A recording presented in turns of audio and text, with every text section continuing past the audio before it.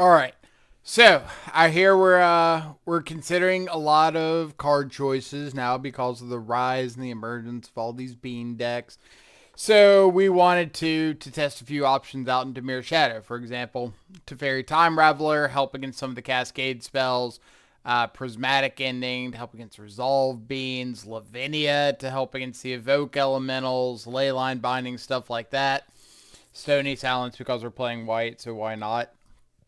So we're going to give it a shot. We're going to see how these cards play out in basically the Dimir Shadow shell, this Murktide Shadow Wraith Thoughtseize counterspell kind of shell, and then just add for a little more impact in some of these sideboard and I guess in the case of Teferi main board choices. I've talked to a few people on like the Discord, which I'll have linked to the Control Freak Discord down below, about trying out Lavinia main deck if you're expecting a big meta share of one ring decks. Personally, I'm not seeing as many ring decks as a lot of other players seem to be. So I'm a little less interested in going all in on the Bean Hate. But Teferi, obviously a very powerful card that can single-handedly swing some archetype matchups. For example, Living In, Cascade Rhinos, the control matchup, stuff like that. Forcing your opponent to play at sorcery speed is a very, very powerful effect. Why do we have junk files showing up? Go away. Very, very powerful effect. And the tempo swing that Teferi can give you is very impactful. Obviously, Teferi itself has not been enough of a reason, in my opinion, to splash white previously, but with the rise of all these evoke decks, maybe Lavinia could be. And then the prismatic endings are just give you a little extra cheap interaction since we're not a heavy, heavy removal deck. But let's go through the matches we ran on stream. If you want to see the full VOD, it'll be over on Twitch. Link to the Twitch account will be down below. So if you want to come check out a live stream or see the full replay of this league, you can go see it there. Also have a link to the deck list and a link to the Twitter if you want to come follow us over there so you know whenever a live stream is going live so you can come hang out and watch it. Otherwise, if you end up liking the video, liking the commentary, the content, feel free to hit the sub button on YouTube. Doesn't cost you anything. And we are creeping in on that 1,000 YouTube subscriber mark, which is our goal. So you could be the one to put us over the top there. Starting off on the play, or on the draw, sorry. 27 seconds into the video, already screwing up. But we've got a Mastery of the Unseen. Very popular enchantment during Khans of Tarkir standard, or Khans block standard. It's a 2-mana white enchantment. Whenever a permanent you control is flipped face up, you gain a life. And then you can pay 3 and a white and manifest the top card of your library. Meaning you take the top card, put it face down. It's a 2/2 colorless creature. And you can pay its mana cost if it's a creature to flip it upright at any time. But Mastery of the Unseen is a very popular card in Con Standard with like Den Protector. There's also a 1 and 2 green like dinosaur that came flipped over and you could megamorph it and you would get all the other copies back. I can't remember its name, but it was pretty cool. But either way, we see Mastery of the Unseen, Daxos, Heliod, Nykthos, so we're up against like a mono-white Devotion shell. Luckily, we've got a lot of good interaction, holding on to a dress down in case our opponent goes for a walking ballista at some point. We can dress down in response, and that walking ballista will enter with no counters and immediately leave. But also just good against things like Auriok Champion to take away the pro-black. So, game number 2, sideboarding basically brought in like the edict effects, the extra dress downs, anything to kind of deal with some of these pro-black creatures like Auriok Champion, like Sanctifier on Vec. And boarded out, I believe, a couple copies of Street Wraith because I don't know how aggressive my opponent's deck actually is going to be. But I don't want to assume that they're very controlling and then just get run over by a cheap slew of creatures like Kithian into something, into Heliod. So I've got this Shielder's Edict that could sack the Auriok Champion. I'm kind of deciding to play it a little slower, going with the counterspell route instead, because I could Edict away the Auriok Champion, but if I let a second Auriok Champion or Sanctifier on Vec or something resolve, then it doesn't really do me a lot of good to get the first one off the board. But here we're able to get to all of our mana available. We kind of set up this spot where they Runed Halo our Murktide Regent, but we have lethal with our Double Shadow next turn after another dress down, unless our opponent has another copy of Runed Halo. Thankfully, we did bring in Prismatic Endings. So we have like the 2 copies of Prismatic Ending. We've got 1 copy or 2 copies of Engineered Explosives. So we've got a few ways of dealing with it. We might have actually milled over one of our Prismatic Endings earlier. They ended up getting exiled to the Murktide.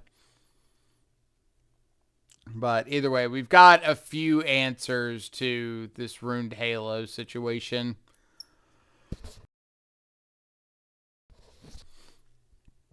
But I kind of want to hold on to this dress down instead of cycling it, just in case my opponent is on a card like Solitude.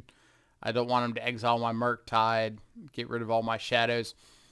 I was kind of thinking about it during this game. It would be kind of cool to evoke a Solitude with the trigger on the stack, be able to activate Nykthos and get like the 2 extra pips there for free. So if it's that thought process, it wouldn't be that crazy to think of my opponent having Solitude in their deck. Spreading Seas for a little redraw. And we end up finding the Engineer Explosives. I'm not playing it out this turn because I don't want to tap off of Drown in the Loch if I don't have to, or Dress Down. Weathered Wayfarer, so I'm not playing a land more than what my opponent's got out. Dress Down EOT just to make sure my shadows are representing a big chunk of damage, and I kind of want the redraw. So we go for the EE and attack here. If they don't block and we pop the EE, we do take out our own dress down, so we end up doing 17 instead of some crazy amount. So our opponent's not dead if they don't block, but they decide to double block, so I just decide to not crack the EE yet, take out their 2 creatures, and then I'll just hold up Dress Down through their turn, or hold up Drown and Lock through their turn, go back to my turn, and have cracking EE plus Drown for hopefully plenty of lethal. So on to round 2. Looks like we're up against Burn. This is kind of the awkwardness of splashing the 3rd color. I always talk about like the 3rd color is not free. And I feel like that gets taken for granted a lot. Like the 3rd color does cause mana awkwardness. It's going to cause some number of draws being strange. Now, we wish we could have hit a 3rd land right here because my opponent just suspended double Rift Bolt and a Teferi into that. Probably would have just been game over on the spot. But instead, we have to throw some counter spells. I don't have to counter everything. I just want to counter enough to where I'm not facing down lethal this turn. Give myself a chance to draw a Black Source and get Shadow down. But since our opponent's going to tap out, we get the Soft Stub, we get the Dismember. We do end up finding the Black Source for Shadow. Thankfully, it's not a fetch land, which means I can get the Shadow down and hold up Counterspell.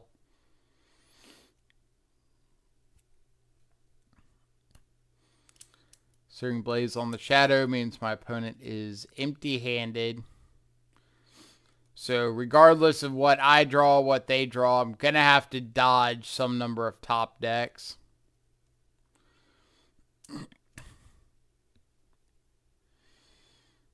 Counterspell's great. So what I could do here, if I thought my opponent wasn't going to hit anything relevant in the next 2 draws, I could attack with Shadow, play the Teferi, bounce the Shadow, then replay the Shadow and give it like a pseudo vigilance. But there's a very solid chance if my opponent hits something in the 2 draws, so I kind of want to hold up the counter spell instead. Now I've got nothing to do outside of Teferi, so I might as well go for that. I could try to dress down the haste threat.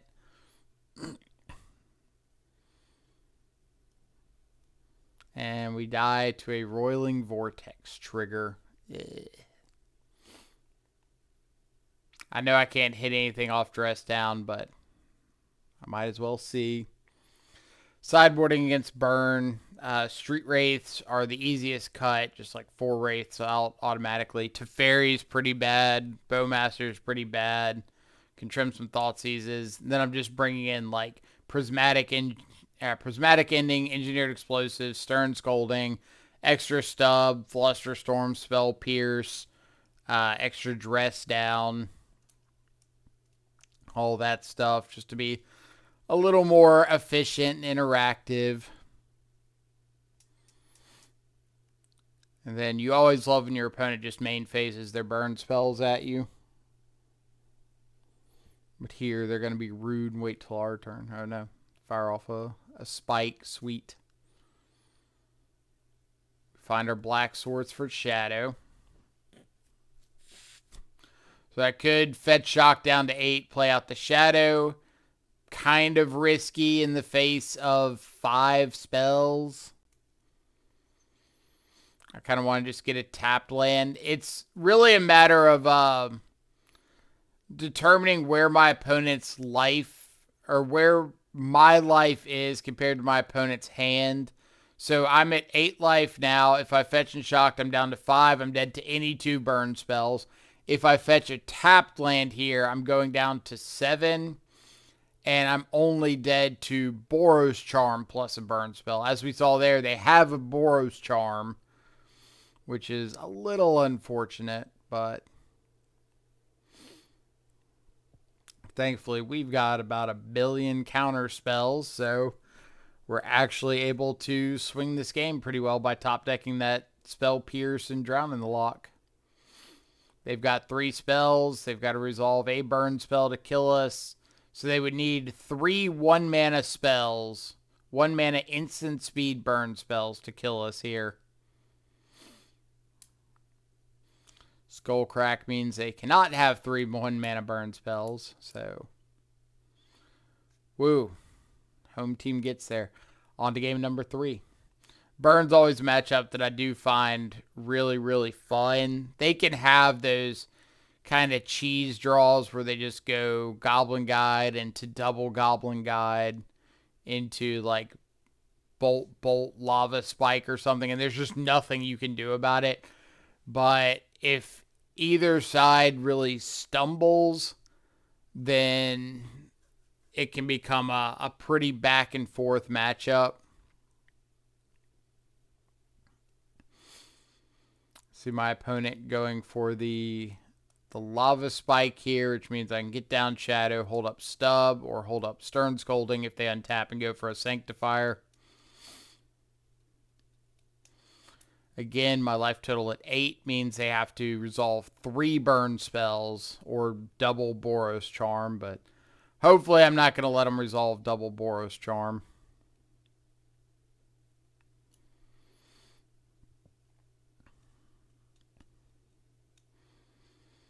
And then back to 4. Again, they've missed their land drop. 4 means they've got to have a Boros Charm. So if it doesn't say Boros Charm, I'm more than likely ignoring it.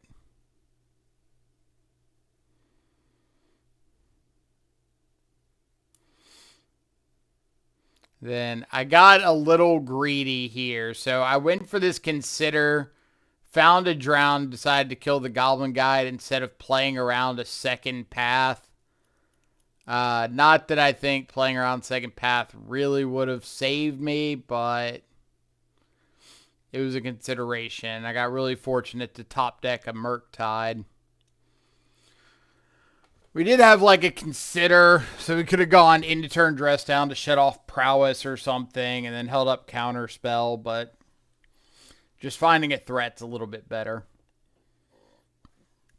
And with double counter spell, it means I can attack in, put them down to 1, so they can't use either of the Sunbaked Canyons for mana.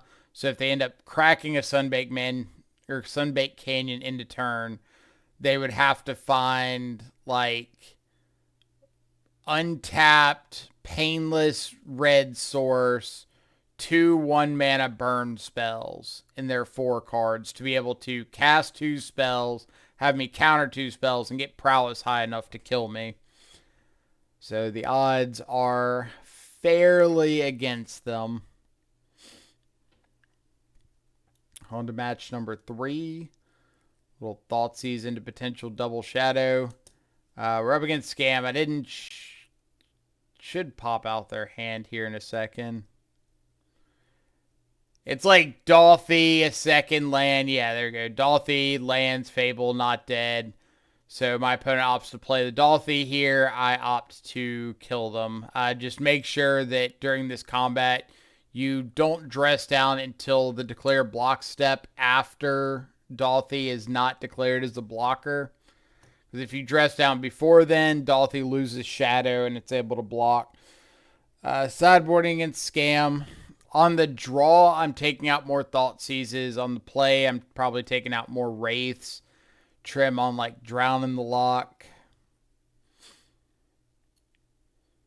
Then bringing in, I think I brought in like the, what did I bring in? The Prismatic Endings, which I've kind of decided not to do going forward because it makes the mana really awkward in the early couple of turns when you're wanting that Hallowed Fountain, but you might have Thoughtseize and Shadow or Bowmaster push, Drown push, something like that, to where you kind of want that double black.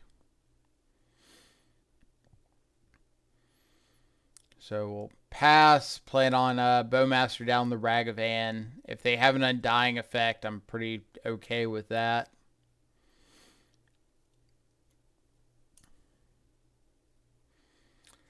Chalice of the Void was not on my expected card radar.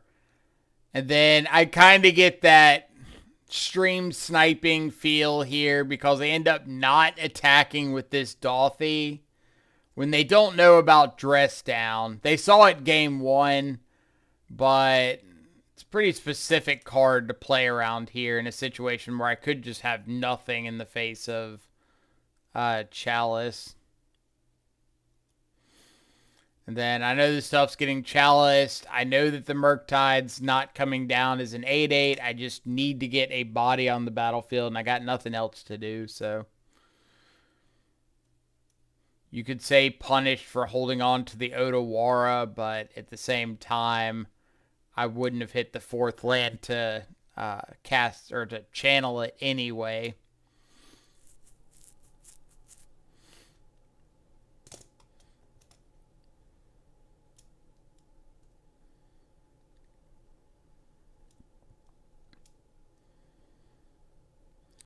And on to game number 3. But yeah, that turn they didn't attack the Dolphy in was kind of weird.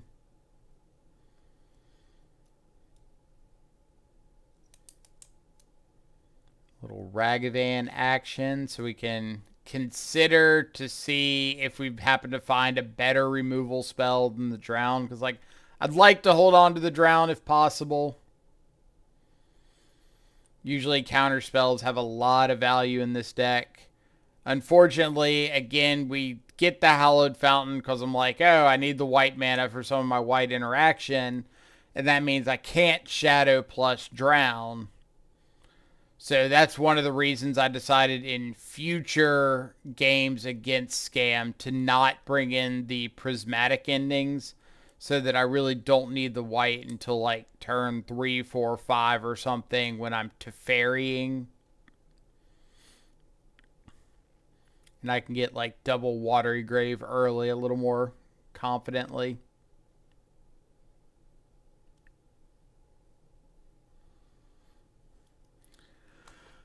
So we got a scammed grief.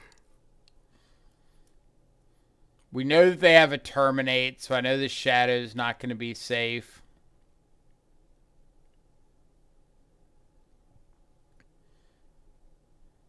Can't block this grief. We could, but we throw away our board to chump. And end up not getting there, all because we didn't get that second black. If I'd gotten the second black instead, got the shadow down, held up drown or bowmaster, obviously we'd be in a little better place. But it's a learning experience. Round 4 on the play. Mulligans. First mulligan, no black mana. No second land for drown. Pretty bad. Second hand, obviously, triple Murktide, 4 land. Not quite where we want to be. Third hand, it's got some interaction, so that's about all you can ask for. Not the most thrilling hand in the world, but got to live with what you got. Looks like we're against another scam opponent. So this has been like the MO of my leagues, is just scam after scam after scam after scam. Like, I'd never feel like I see the Beanstalk decks in leagues. I think I ended up seeing one yesterday, and we won that one, but the regular days is just scam everywhere.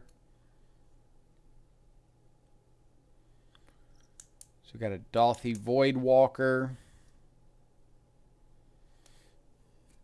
Go to our turn just in case we hit like a counter spell to be able to Fatal Push and protect from the Undying effect. Unfortunately, one of their unknown top decks here was a Bowmaster. We knew they had the Ragavan, but being able to Ragavan plus Bowmaster take out the Teferi is a pretty big deal.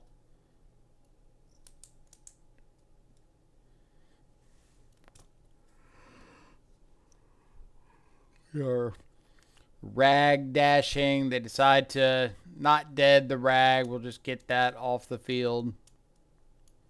So their hand is Dolthy Unknown. If I can find like a Shadow here, being able to Shadow plus Counterspell might be enough to swing.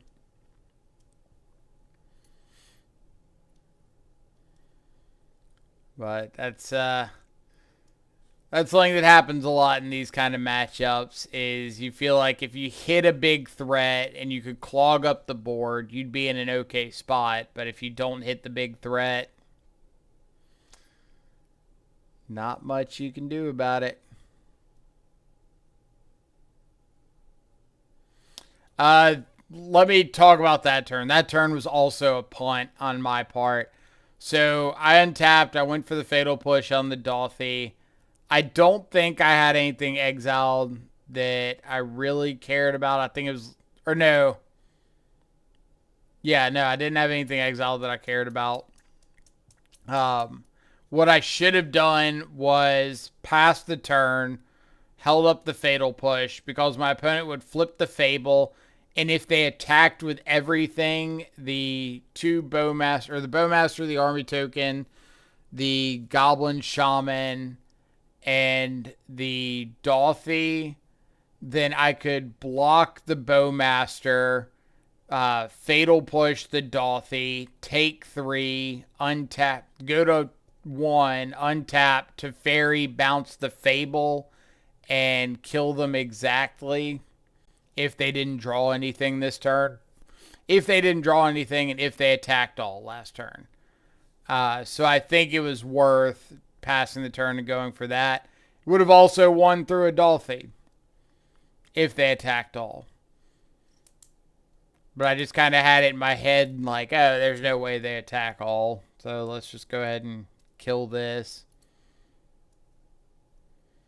But that was a mistake on my part.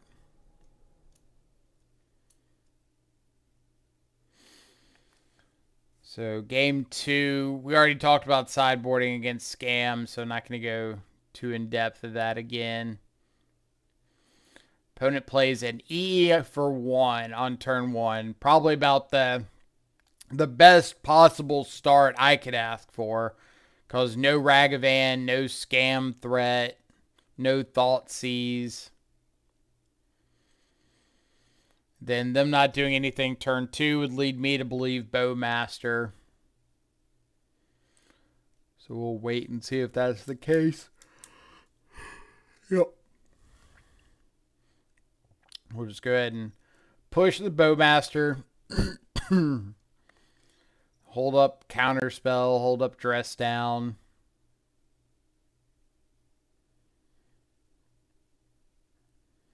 We're not under a lot of pressure, so there's not a lot of reason to make any big actions here.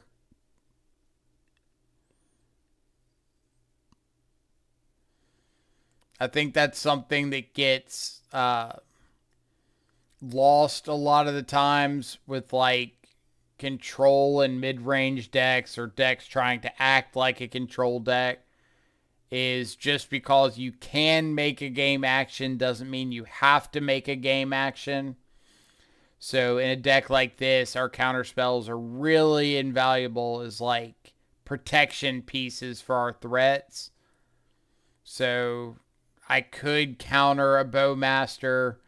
Ultimately, that Bowmaster's not putting a lot of pressure on me, so I don't feel like I have to counter the Bowmaster. And I know that this Murktide is a much better threat than the Shadow is. So I'm kind of wanting to be passive, run my opponent out of cards, and eventually drop down a Murktide with Drown in the Lock back up instead of fighting over the Shadow, which my opponent could just like have double chump block with a Bowmaster or Fatal Push or something like that. Murktide is just going to be a much tougher thing to deal with. Especially double Murktide. Double Murktide, pretty solid. Edict's reasonable. I do want to make sure that if my opponent attacks at me, I Edict, because I don't want to be dead to just like double cheese out Bolt. But they end up attacking at the Teferi and going for a double Terminate on my Murktide, which is pretty rough for us, but ultimately we do still have the Shieldred's Edict. We've got Counterspell. We've got Teferi. Our opponent's empty-handed, so we're not in a horrible spot. So I have the Edict, the Bowmaster now that I have the Counterspell to hit the follow-up, plus getting Teferi up above like 3 loyalty means I can bounce something, draw, and keep my Teferi around. So if I found like a Shadow here, that would be really nice to be able to bounce the EE, hold up double Counterspell. But again, just because I have the ability to make a game action doesn't mean it's necessarily right to make that game action. And look how much better it got 1 turn later. Able to play the Shadow, bounce the E, hold up the stub, hold up counter spells.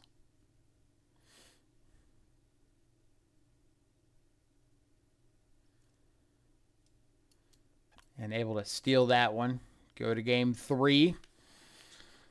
That's all you want to be in these tough matchups, is in the running. Give yourself a chance to win it in 3. Turn 1 Rag. We got some interaction, thankfully.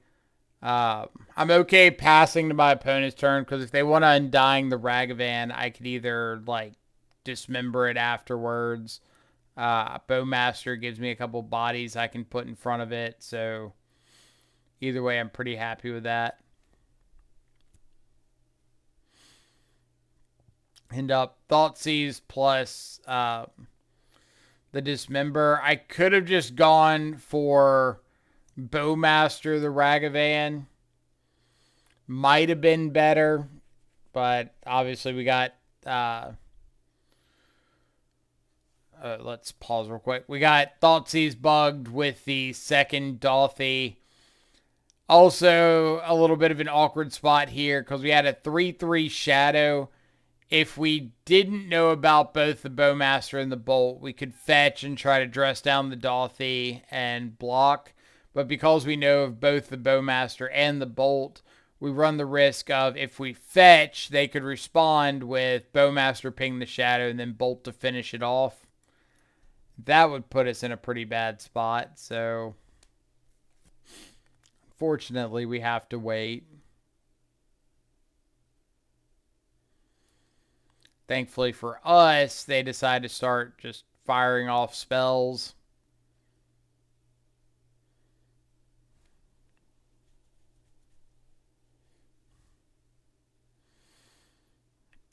Now, what I could have done there,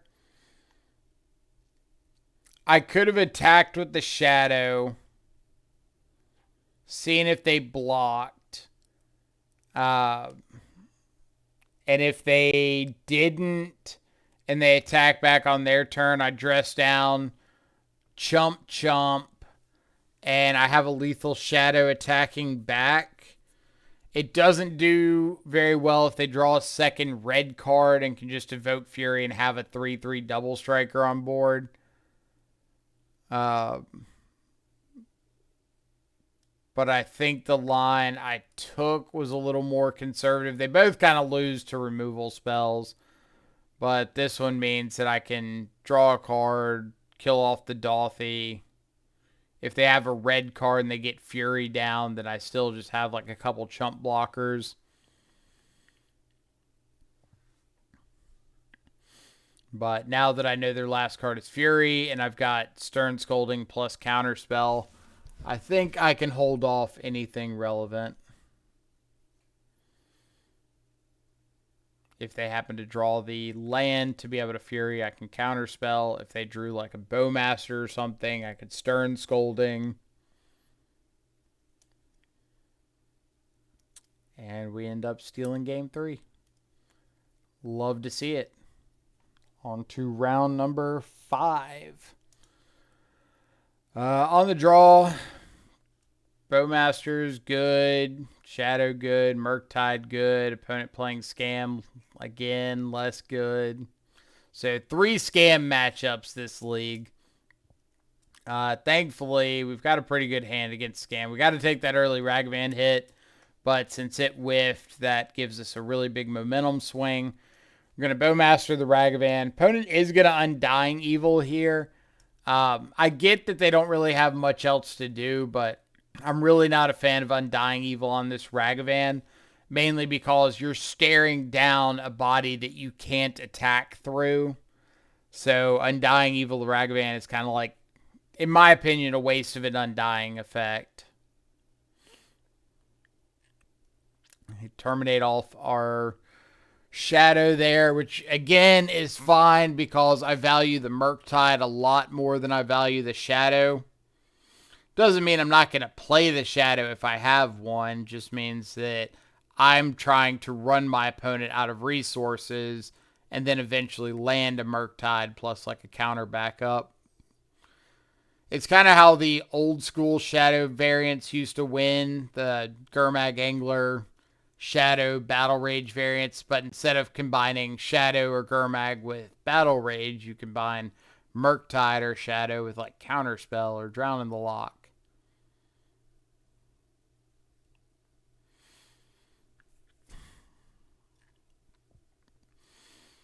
And a lot of times I'll trim a Drown in the Lock against Scam. Like, it's really, really good in the mid to late game. Not so much early. So it's really bad against like the turn 1 Ragavan, against the early Scam threat. But once you get past like turn 3, it basically becomes hard Counterspell. And that's a big deal.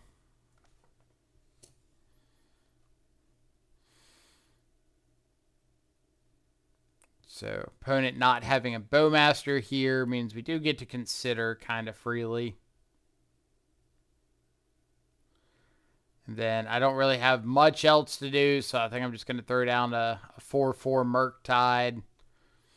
See if my opponent like attacks, and maybe I get to get down Shadow plus Counterspell. Of course, they have the Thoughtseize plus a second copy of Terminate. A little rough for us.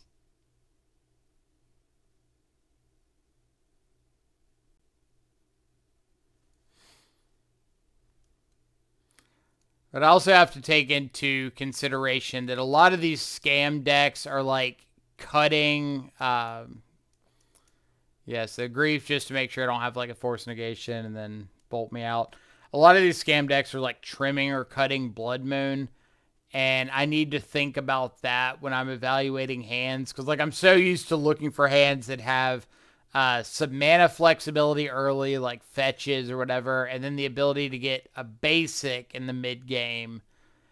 And I don't know if I need to care about that so much at the moment with Scam.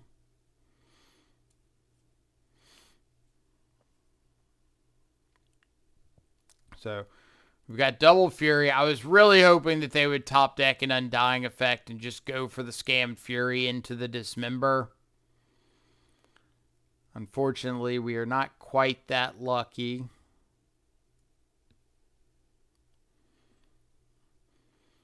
But still okay. Trying to hold up this Misty. Not only for the ability to get a basic, but for Revolt for the Fatal pushes. Also wish we had a companion. But unfortunately, we don't get one in Dimir. Opponent's up to 7 cards here. Quite a few.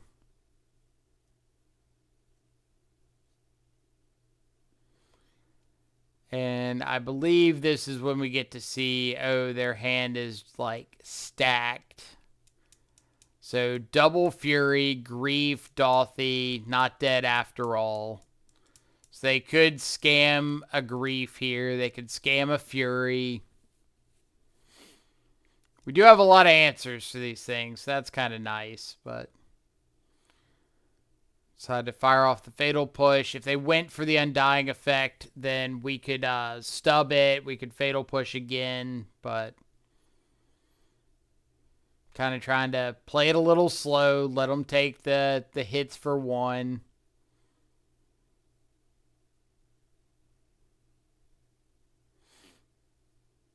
Hard cast of Grief we love to see. We can get that out of here. Finally double up some spells to try to regain a little tempo. And then Teferi's a huge one to hit here. Really hoping they hit the 5th land and hard cast a Fury. Unfortunately, they did not.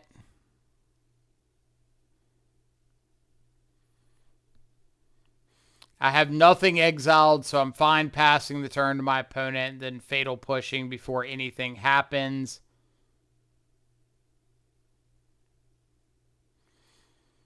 But we are just in Find a Threat mode.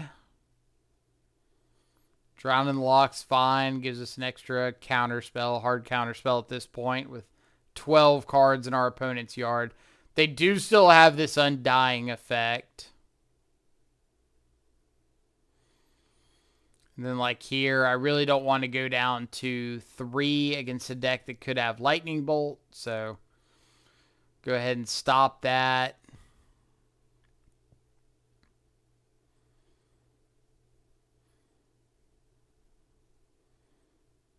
Dress down the Grief because I need to find threats more than I need to get the Grief off the board. Now we get to bounce the Grief, Thoughtseize it away. So they've got Terminate. They've got an Agadeem's Awakening. So they could have bolted the Agadeem's Awakening in and gone for the Terminate. But if I counter that, I can fetch down to 1, attack back with a Lethal Shadow. So they decide not to go for the Terminate. And I'm able to get a second threat down and steal it. So we saw Mono White Devotion. We won. We beat Burn. And then we went 2-1 against Scam. I'm actually pretty happy with that as a result. Like, winning 67% against Scam is definitely not a gimme with this deck. So pretty thrilled with that. I did end up running another league on stream. We moved the Teferis to the sideboard. I think cut the prismatic endings and just put a couple more blue-black spells in the main. Or no, we cut everything white except for Teferi. So we cut the Lavinias, cut the prismatic, cut the Stony Silence, put the Teferis in the board, and then put a couple extra pieces of interaction in the main, like fourth drown, fourth push or something. Or no, we ran a Shadow Immortality. That's what it was. That one, I think, went 3-2. It was fine. We did beat Beans. We beat Scam. I forgot. I think we lost one to Burn and lost one to something. But yeah, I think Teferi's really good if you're expecting the fair part of the meta. But I don't think it's enough to like really swing some of the bad matchups. Like you're already pretty favored against Rhinos and Living End and the unfair combo decks like that. And I think you have a reasonable enough time into the Beanstalk decks. I'd rather see those sideboard slots go towards things to help out like the Scam matchup because you see that so much online. Or if not the Scam matchup, maybe a couple extra threats to help out with like the Bean decks, just maybe Turok or something. Still kind of messing around with those. But if you got some suggestions, some stuff that's working for you, I'd love to hear about it in the comments. Let me know so I know what to try out in the next leagues. But other than that, hope y'all have a fantastic rest of your day. Stay safe. Enjoy some good food and company. We'll catch y'all back live later. Adios for now.